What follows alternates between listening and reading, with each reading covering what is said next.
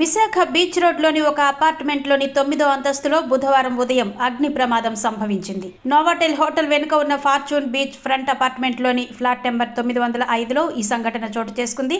ఉదయం 7 గంటల సమయంలో ఆ ఫ్లాట్లోని ఒక వృద్ధురాలు దేవుడికి దీపం పెట్టుకోగా తలుపులు తెరిచే ఉండడంతో సమీపంలో ఉన్న మంచంపై ఆ దీపం పడి మంటలు వ్యాపించాయని సహచర అపార్ట్మెంట్ వాసులు గుర్తించి పోలీసులు, అగ్నిమాపక సిబ్బందికి సమాచారం చేరవేశారు. అపార్ట్మెంట్ మొత్తం దట్టమైన పొగ కమ్ముకోవడంతో అందులో నివసిస్తున్న వారంతా భయాందోళనతో బయటకు పరుగులు తీశారు. అగ్నిమాపక సిబ్బంది జిల్లా అధికారి ఎస్ రేణుకయ్య, ఏడీఎఫ్ఓ వరప్రసాద్ ఆధ్వర్యంలో 2 ఫైర్ ఇంజన్లు సంఘటనా స్థలానికి చేరుకుని సహచర సిబ్బంది సహాయంతో మంటల్ని అదుపు చేశాయి.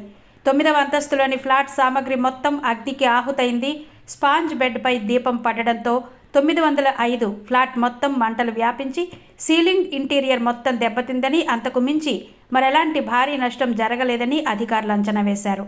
సిపి బాగ్చి సహా మహారాణిపేట పోలీస్ సిబ్బంది, ట్రాఫిక్తో పాటు వివిధ విభాగాల అధికారులు అక్కడకు చేరుకుని సహాయక చర్యలు ముమ్మరం చేశారు.